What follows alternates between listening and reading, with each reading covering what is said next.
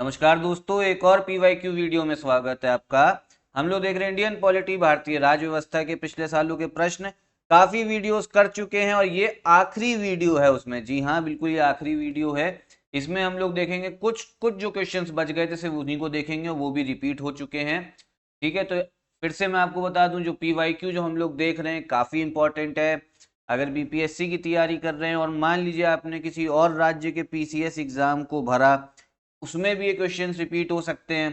मान लीजिए उत्तर प्रदेश का पीसीएस भरा, उसमें रिपीट हो जाएंगे, मध्य प्रदेश वाले में हो जाएंगे, राजस्थान वाले में हो जाएंगे। इसलिए पीवाईक्यू देखना जरूरी है, इससे एक आइडिया लगेगा आपको कि कैसे आपको तैयारी करनी है। क्योंकि आखिरी वीडियो में इसमें आपको एक बार हल्की सी जो पॉलिटी को तैयार करना उसकी स्ट्रैटेजी भी बता दे रहा हूँ। देखिए, पॉलिटी के लिए सबसे इंपॉर्टेंट क्या है, आपको बुक तो पढ़नी पड़ेगी। कौन सी? लक्ष्मीकांत। लक्ष्मीकांत बुक जरूर पढ़िएगा। ठीक है, उसमें काफी नोट्स फॉर्म में दे रखी है वो बुक भी, और काफी अच्छी बुक भी है। ठीक है, तो वो पढ़ लीजिए। सिलेक्टिव चैप्टर्स ही पढ़ने, सारे चैप्टर्स नहीं। साथ ही साथ में स्टडी फॉर सिविल सर्विसेज का आप पेड ग्रुप भी ज्वाइन कर सकते हैं। उसमें आपको सारे सब्जेक्ट्स का एक कंपाइलेशन नोट्स फॉर्म में मिल जाएगा। ठीक है, बहुत क्रिस्प होता है, बहुत छोटे नोट्स होते हैं, और उसी से सारा आपके क्वेश्चन, ज्यादातर सारे क्वेश्चन जो हैं उसी से पूछे जाएंगे आपके इसमें बीपीएससी के एग्जाम में। अब है क्या, उसमें आपको पॉलिटी के भी नोट्स मिल जाएंगे, तो आसानी से आपका क्या होगा, पॉलिटी तैयारी करने में बहुत आसान हो जाएगा आप लोगों को। ठीक है, तो लक्ष्मीकांत पढ़ना और साथ ही साथ में स्टडी फॉर सिविल सर्विसेज के मटेरियल को भी रिफर कर लीजिएगा। पेड ग्रुप ज्वाइन करने के लिए आपको मैं कमेंट बॉक्स में नंबर दे दूंगा, एक पिन कमेंट कर दूंगा, आप उसको जरूर देख लीजिएगा। वहीं से आप पेड ग्रुप के लिए इंक्वायरी जानकारी भी प्राप्त कर सकते हैं। ठीक है, चलिए क्वेश्चन भी स्टार्ट करते हैं। क्या क्वेश्चन है? प्रत्येक राज्य में लोकसभा की सीटों का निर्धारण परिसीमन आयोग द्वारा किया जाता है। इस परिसीमन को किस वर्ष तक रोक दिया गया है? The division of each state into territorial constituencies for the Lok Sabha is done by delimitation commission. This delimitation has been freeze till which year? अब देखिए क्वेश्चन क्या है, ये हम लोग पहले भी कर चुके हैं, पिछली वीडियो में करा था। अब देखिए इस क्वेश्चन में ये पूछा जा रहा है, क्या बोला जा रहा है। देखिए, हर राज्य में क्या है, हर राज्य से कुछ सीटें, जैसे मान लीजिए ये आपका है बिहार, तो ये मान लीजिए आपका है उत्तर प्रदेश। तो बिहार से आपकी लोकसभा में कुछ सीटें जाएंगी। उत्तर प्रदेश से कितनी जाती हैं आपकी? 80 जाती है लोकसभा में। बिहार से कितनी जाती, कमेंट बॉक्स में बताइएगा।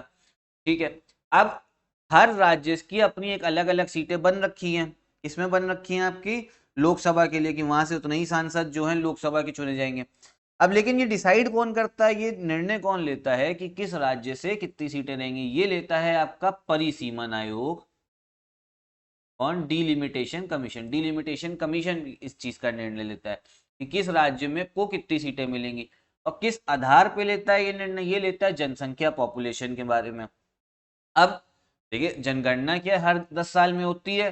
हालांकि लेकिन 2021 वाली जनगणना अभी तक नहीं हुई, क्योंकि वो पहले कोरोना की वजह से रुक गई, और अभी भी उसमें क्या कहते हैं, उस जनगणना कराने में लेट हो रहा है। मतलब अभी तक नहीं हुई, जबकि हो जाना चाहिए था। और जनगणना कौन कराती है? केंद्र सरकार करवाती है। ठीक है, बिहार में आपकी जो जाति जनगणना हुई है वो एकदम अलग है, उसकी बात नहीं कर रहे हैं हम। जो नेशनल सेंसस है, जो राष्ट्रीय जनगणना, उसकी बात कर रहे हैं।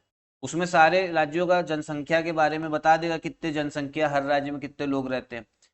ठीक है, अब ऐसी जो 1971 का जो जनगणना थी, किसकी? 1971 की जो सेंसस थी, उसी हिसाब से जो सीटें थी वो आवंटित करी गई थी, वो एलोकेट करी गई थी। किसको? हर राज्य को एलोकेट कर दी गई थी। उसके बाद में बोला ये गया कि हम जो है, अब हर साल बार बार परिसीमन आयोग बनेगा, बार बार सीटें चेंज होंगी, तो उसमें जनता को भी दिक्कत हो सकती है, उनको समझने में भी मुश्किल हो सकती है कि क्या, कहाँ से कहाँ सीटें जा रही, कैसे चेंज हो जा रहा है। तो इसको बोला गया कि हम एक पर्टिकुलर साल तक क्या कर दे रहे हैं, इसको रोक दे रहे हैं, फिर से परिसीमन ना हो। ठीक है, आपकी जनगणना होती रहेगी, लेकिन हम परिसीमन फिर से नहीं कराएंगे। और फिर एक साल के बाद में फिर डिलिमिटेशन, परिसीमन कराया जाएगा, और फिर सीटें देखी जाएंगी किसको कितनी ज्यादा मिलेंगी, किस राज्य को। मान लीजिए बिहार की जनसंख्या काफी ज्यादा बढ़ गई उत्तर प्रदेश से, तो बिहार को ज्यादा सीटें मिल सकती हैं, क्योंकि जो आपकी सीटें हैं वो क्षेत्रफल के हिसाब से डिसाइड नहीं होती किस राज्य को कितनी मिलेंगी, वो डिसाइड होती हैं आपके जनसंख्या के हिसाब से।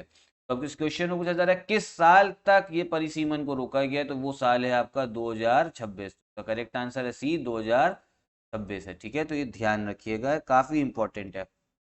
अगला क्वेश्चन है, सर्वोच्च न्यायालय एक सुप्रीम कोर्ट, अब देखिए सुप्रीम कोर्ट की बात हो रही है, पहला क्या है, देखिए ये जो जितने भी हम क्वेश्चन करेंगे इस वीडियो में 4 क्वेश्चन है सिर्फ, ठीक है, लेकिन ये सब हम लोग पहले कर चुके हैं कभी ना कभी।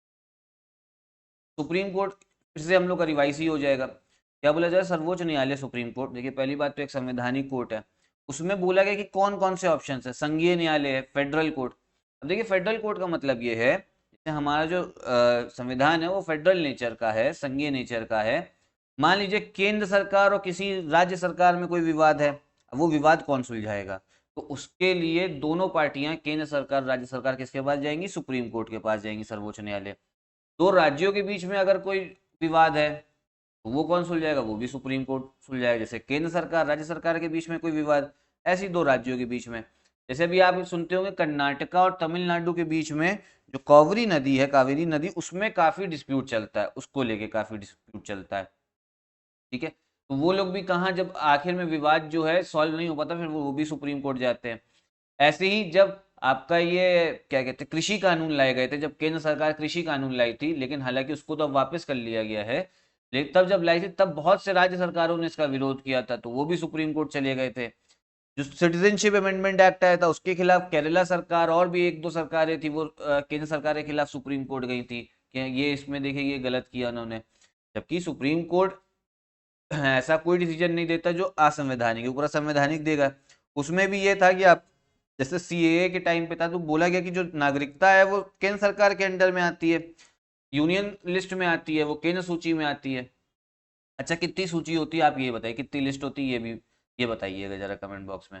ठीक है, तो ऐसे आपका बन गया ये फेडरल कोर्ट हो गया कि केंद्र सरकार और राज्य सरकार के बीच में विवाद सुलझा रहा है, और राज्यों राज्यों के बीच, तो फेडरल कोर्ट तो है ही।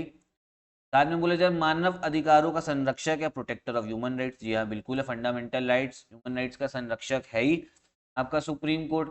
जैसे आर्टिकल 32 है, राइट टू कॉन्स्टिट्यूशनल रेमेडी, उसमें ये बोला गया है आपको अगर लग रहा है आपके किसी मूल अधिकारों का हनन हो रहा है, तो आप डायरेक्ट डायरेक्ट कहाँ जा सकते हैं, आप सुप्रीम कोर्ट जा सकते हैं, ठीक है। क्योंकि एक न एक ऐसी इंस्टीट्यूशन होना चाहिए था जो अगर आपके फंडामेंटल राइट्स मूल अधिकारों का हनन हो रहा है, जो उसको सही कर पाए, तो इसके लिए वो कौन है, वो है आपका सुप्रीम कोर्ट, ठीक है। तो ये आपका प्रोटेक्टर ऑफ ह्यूमन राइट्स भी हो गया। फिर final interpreter of the constitution, देखिए होता कि कभी कभी संविधान जो है लिखा तो वो देखिए 1947 के बाद गया, लेकिन हम उसमें मान लीजिए कभी कोई वर्ड में विवाद हो रहा है, स्टेटमेंट समझ नहीं आ रही, तो उसको इंटरप्रेट कौन करेगा, ठीक है, अंतिम उसकी विवेचक कौन होगा, वो होगा आपका सुप्रीम कोर्ट। जैसे अभी आप पढ़ते हो केशवानंद भारती केस, उसमें सुप्रीम कोर्ट ने बोला कि संविधान का एक मूल ढांचा होगा, बेसिक स्ट्रक्चर होगा, लेकिन संविधान की शुरुआत में तो वो दिया नहीं गया था, कहीं पे बेसिक स्ट्रक्चर नहीं था, ये तो सुप्रीम कोर्ट ने अपनी खुद की व्याख्या से एक बेसिक स्ट्रक्चर बताया, और फिर बताते गए कि इसमें हर समय पे क्या क्या चीजें जुड़ती रहेंगी, क्या क्या जुड़ता रहेगा। तो इसीलिए सुप्रीम कोर्ट है फाइनल इंटरप्रेटर, की संविधान को अगर फाइनली बताना है कि ये इसका मतलब क्या है, कोई लाइनों में मतलब मान लीजिए डिस्प्यूट हो रहा है, उसका आखिरी में इंटरप्रिटेशन कौन करेंगे, वो करेंगे आपके सुप्रीम। फिर बोला जाए सिविल न्यायालय, सिविल कोर्ट, देखिए सिविल कोर्ट भी है, कैसे है, आपने हाई कोर्ट में कोई अपील करी, सिविल मामला है आपका, बड़ी बड़ी कंपनियों के बीच में, जैसे मान लीजिए मुकेश अंबानी अनिल अंबानी के बीच में कोई विवाद हो गया, हाई कोर्ट में अपील करी, उसमें नहीं सुलझा, तो फिर वो सुप्रीम कोर्ट जा सकते हैं सीधा, मतलब सुप्रीम कोर्ट में अपील कर सकते हैं अपनी। तो ये सिविल कोर्ट भी है आपका, मतलब यहाँ पे सिविल मामले भी देखे जाएंगे, जैसे डाइवोर्स वाले मामले हो गए, बहुत मतलब ये समझिए कि बहुत ज्यादा दिक्कत हो, जैसे शाह बानो केस था, वो भी आपका सुप्रीम कोर्ट गया था, ठीक है।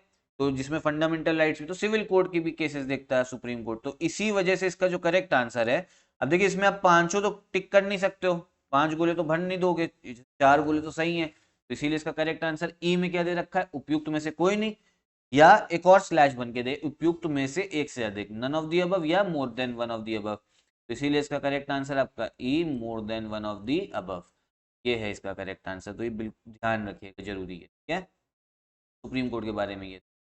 अब क्या है, पंचायतों की वित्तीय स्थिति की समीक्षा के लिए राज्य सरकार प्रत्येक 5 वर्षों में क्या गठित करती है, to review the financial position of panchayat, the state government constitutes every 5 years and, अब देखिए पंचायती राज जो है उसके पास में कितना पैसा है, वो कहाँ कहाँ से पैसा आ रहा है, क्योंकि कुछ सोर्सेस बताए गए संविधान में कि वो कहाँ कहाँ से पैसा जो टैक्स लगा सकती है, लोकल लेवल पे ही बहुत ज्यादा टैक्स मिलता भी नहीं है इनको, कहाँ कहाँ पे खर्चा करना है, करप्शन हो रहा है, भ्रष्टाचार हो रहा है नहीं हो रहा है, सही से काम हो रहा है नहीं, तो ये कौन इसका कौन देख रेख करती है आपकी राज्य सरकार, ठीक है, राज्य सरकार करती है।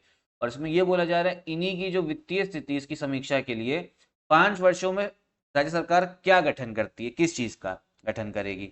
ऑप्शंस क्या आपके, वित्त आयोग, फाइनेंस कमीशन, वित्त समिति, फाइनेंस कमेटी, सलाहकार आयोग, एडवाइजरी कमीशन, फिर है सलाहकार समिति, एडवाइजरी कमेटी, ई वाला। ठीक है, तो देखिए इसके लिए अगर हमें पंचायतों को की फाइनेंशियल पोजीशन, वित्तीय स्थिति की समीक्षा करनी, तो इसके लिए राज्य सरकार 5 साल में क्या आपका गठित करेगी, करेगी फाइनेंस कमीशन, वित्त आयोग, ध्यान रखिए। ठीक है, ये मैं पिछले क्वेश्चंस में भी पूछ चुका हूँ, पिछली वीडियोस में भी क्वेश्चन काफी इंपॉर्टेंट हो जाता है, तो इसको ध्यान रखिएगा जरूर से। और पंचायत आपके बहुत इंपॉर्टेंट है, पंचायत से लेके मैंने आपसे बहुत क्वेश्चन पूछे हैं, जैसे कि कौन से संवैधानिक संशोधन अधिनियम के द्वारा वो जोड़ा गया, कौन से साल में जोड़ा गया, कौन सा कॉन्स्टिट्यूशनल अमेंडमेंट था, संवैधानिक संशोधन, ये इंपॉर्टेंट है, कौन से साल में जोड़ा गया है, ये भी साथ में बहुत इंपॉर्टेंट हो जाता है। ठीक है, कौन सी सरकार के दौरान आया गया, ये भी इंपॉर्टेंट है। तो ये सारे क्वेश्चंस हम करा चुके हैं, मैं करा चुका हूं, तो आप इसको जरूर देख लीजिए। चलिए अब ये इस पॉलिटी पीवाईक्यू का आखिरी क्वेश्चन, चलिए अब देख लेते हैं क्या है। ठीक है, बस यहां से आपके पॉलिटी के पीवाईक्यू खत्म। अब हम स्टार्ट करेंगे मॉडर्न हिस्ट्री के, हम लोग स्टार्ट कर लेंगे। क्या क्या क्वेश्चन है, सामुदायिक विकास का उद्देश्य क्या है, what is the objective of community development. क्या ऑप्शन है, आर्थिक विकास, इकोनॉमिक डेवलपमेंट, मानव पूंजी का निर्माण, बिल्ड ह्यूमन कैपिटल, फिर पर्यावरण संरक्षण, एनवायरमेंट प्रोटेक्शन, या समरस जीवन, हार्मोनियस लाइफ, या ई वाला उपयुक्त में से कोई नहीं, उपयुक्त में से एक से अधिक, नन ऑफ दी अबव, या more than one of the above. ये क्वेश्चन भी मैं करा चुका हूँ, आपको 1-2 बार करा चुका हूँ, उसके बारे में मैंने डिटेल में बताया भी था। तो अब आप खुद सोचिए कि इसका करेक्ट आंसर मैं बता दे रहा हूँ।